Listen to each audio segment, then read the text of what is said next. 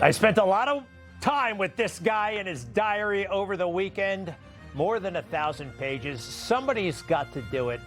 And I think I discovered something that no one else has, even though it was hiding in plain sight.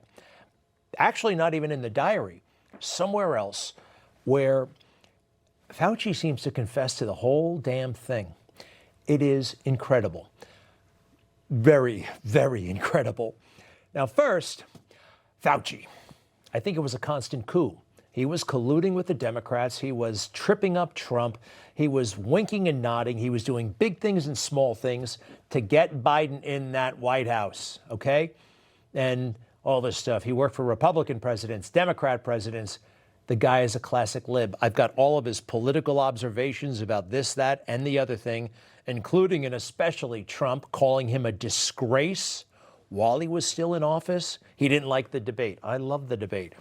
He thinks the Proud Boys are white supremacists. This guy is like walking, talking fake news, walking, talking swamp, walking, talking deep state. And this is kind of funny when you think about it. Someone who has served for decades unwaveringly and given everything he has in his career in a non-biased manner, in a non-political manner. He's not a partisan appointee, but he's a scientist at the top of his field. It doesn't matter whether you're a Republican or a Democrat. I am not a political person. I'm a scientist.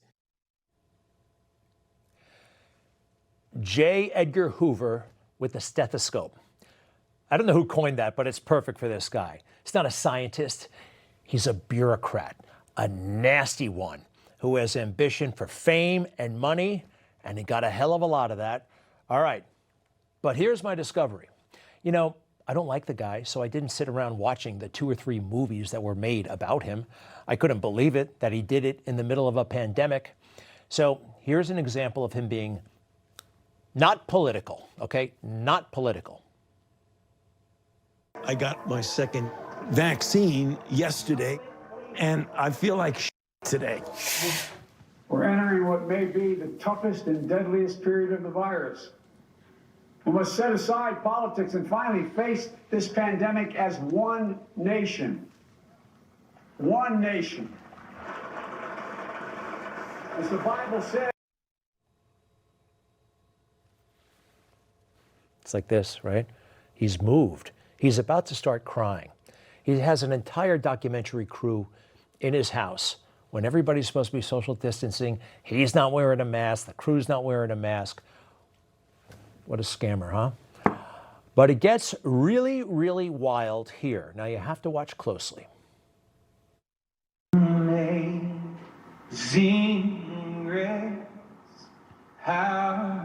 The stress of the fact that you're responsible for something that's killing a lot of people. 400,000 individual people.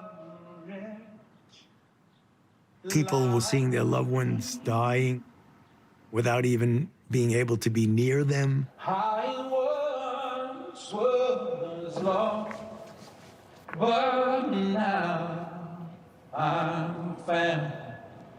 Was blind, but now I see.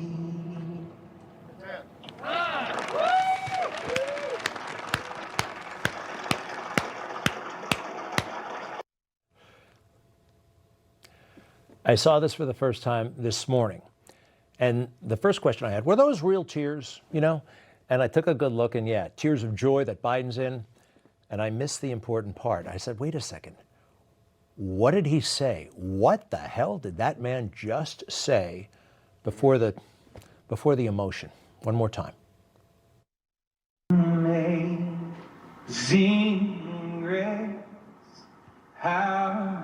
The stress of the fact that you're responsible for something that's killing a lot of people. 400,000 individual people. Did you catch that? We textified it, okay? This is what he just said. The stress of the fact that you are responsible for something that's killing a lot of people, 400,000 individual people. What is he saying here? Is this an admission?